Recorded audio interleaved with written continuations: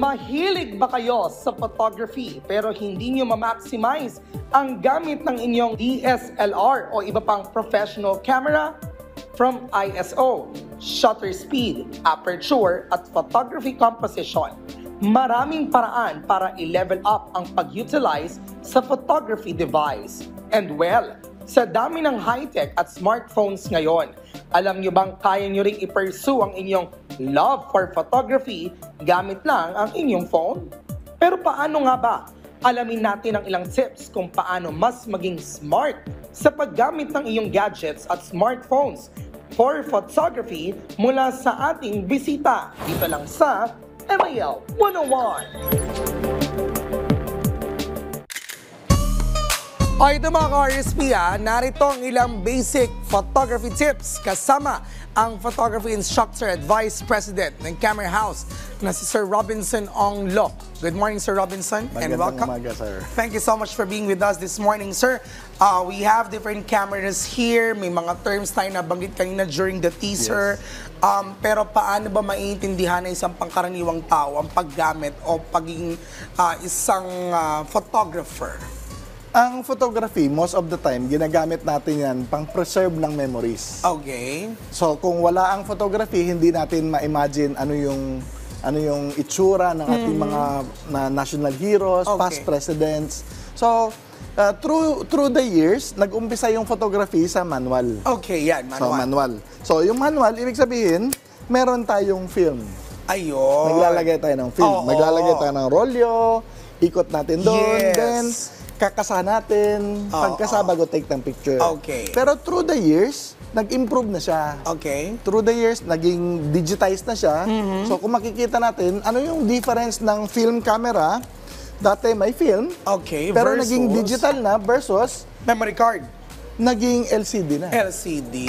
So LCD, ibig sabihin, pag nag-take ka ng picture, kita mo na agad yung image dito. Okay. Pero yung process, pareho pa din. Okay. Makikita natin, ang tawag dito, SLR. Okay. SLR because the lens na ginagamit natin for viewing is the same lens na ginagamit natin for picture taking. Okay. SLR is single lens reflex. Okay. So, anong nangyayari the moment na gumamit tayo ng SLR? Bakit siya tinawag na SLR? Okay. Kasi mag-o-open siya. Ayun. So, makikita natin yung image papasok diretso sa film. Ayun. Okay. Yeah? So, yun, ganun ang nangyayari. Pero kasi may mga terms tayo na madalas natin naririnig when we're using SLR or DSLR, which are aperture, shutter speed, and ISO. Ano-ano po ba yung tatlong to? Which is known as the exposure triangle or the holy trinity of photography. Go ahead, sir. So, sa exposure triangle po, binabalance natin yung pagpasok ng light sa lente versus yung time na pagsara ng curtain or lens para makapasok yung image sa sensor or sa film. Sa film, which is doon natin makakapture. Doon natin makakapture. Okay. So, kung makikita natin ito yung makipapakita natin, hindi ko alam kung makikita ng camera, pero ito yung malaking aperture versus ito yung napakaliit na aperture. Nakita niyo mga ka-RSP, yung buka ng lente, ha? Ayan. So, ito yung malaking aperture yan. Okay, pakita natin yan. Ito yung maliit na aperture. Okay. Kasi nagdala tayo ng manual camera para mapakita natin yung ganon. Kasi sa digital, everything is close. So, ibig sabihin, sir, pag ang aperture, kapag nakita natin yung lente mismo, mas malinaw or sharp yung subject mo. Pagka maliit yung aperture, ibig sabihin, yung time ng exposure ay mas mahaba. Okay. Everything na nasa picture ay sharp. Okay. Pero pag gusto natin, di ba, may mga photographic effect, may mga blur effect, bokeh, di ba? Yan yung term of the 20th century, bokeh. Kasi dati, picture lang, wala naman tayong pinapansin na bokeh-bokeh. Pero ngayon, gusto may blur na yung background may blur yung background para ma-emphasize yung mukha mo. Yes. May blur background para ma-emphasize yung iyong... Kung anong gusto mong makita. Storya. So, gumagamit tayo ng malalaking aperture. Ayun. Pag malaking aperture with the correct exposure, makikita natin yung difference ng foreground, subject, tsaka background. Ayun, yung three parts ng isang photo. Pagka malaking aperture at tamang shutter speed, makikita natin na malinaw yung mukha. Okay. and blur yung background. Ayun. Pero sir, hindi rin pwedeng sobrang laking aperture. Okay. Kasi, baka naman, pag sobrang laki ng aperture, baka naman yung pag nakatayo kang ganyan, ito na lang yung clear sa'yo. Ito, blur na. Ayun. So, meron tayo dapat meron lang tayong i-consider na right aperture for the right shutter speed. Ayun. So, ano ba yung shutter speed? Yun. Shutter speed, ito na yung makikita natin. Mga car speed, tignan nyo. Paano natin nakikita yung shutter speed Ito yung shutter speed. Ito yung tinatawag natin na bulb. Mapapakita natin yung bulb dahil hanggat hindi ko siya binibitawan yung shutter, naka-open siya. Ibilis natin konti. Ito 1/8. Nakita niyo pa ba? Ayun. So, yung pag-click or pag-flick mismo. Pag-open-close ng shutter. Okay. Then, bilisan natin. Lagyan natin sa 1/1000. Ito, 1/1000. So, pag mas mataas, ay, parang di mo na Parang nakita. hindi na nakitang gumalaw. Oo, pero pag ganun, mas malinaw ang image. Saan natin ginagamit yung napakabilis na shutter? Madalas ginagamit natin to sa sports. Concerts. Kapag malayo. Oo, pag malayo. Sports, halimbawa, yung magsushoot halimbawa si ng Fifi. basketball. Kailangan malinaw. Naglalay-up siya, mabilis yung takbo niya.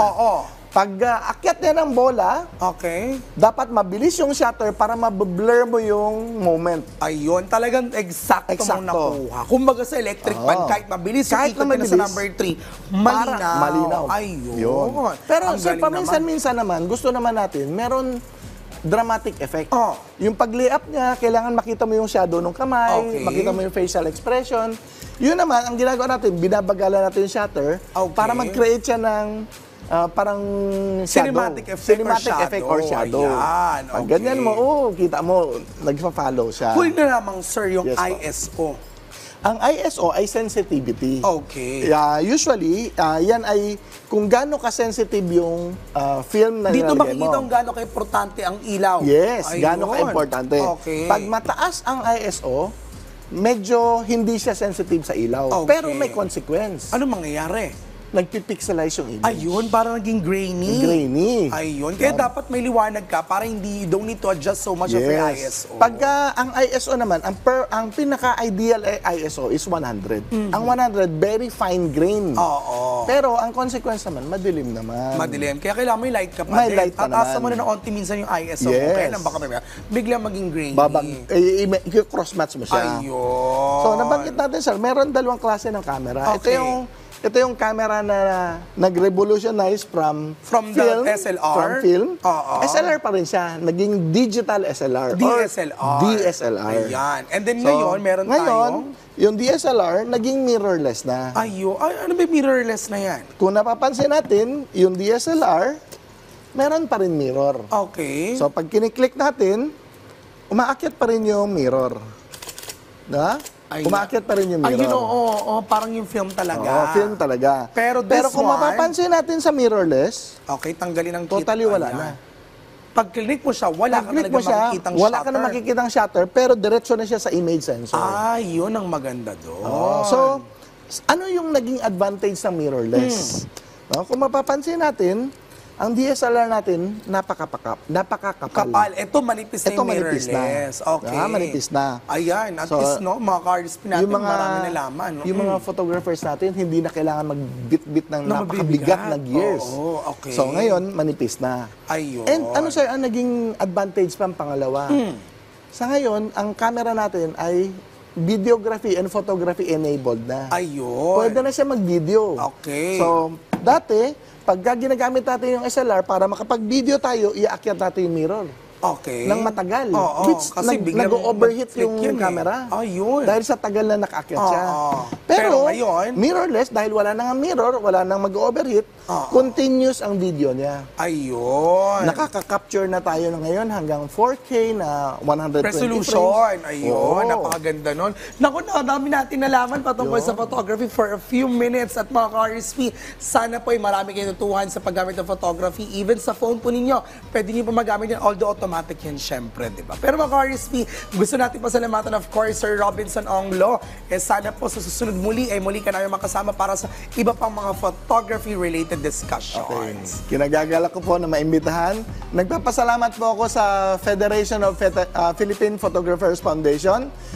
Kung yung mga mahilig po sa photography, join po kayo sa amin sa Photo World Asia. Okay. Marami ho kaming ino-offer na free seminars. Okay. Ito po ay gaganapin sa Glorieta sa January 30 hanggang February 4, 2025. Ayan, looking forward. Sali po tayo dyan mga ka-RSP. Dayan, go ahead.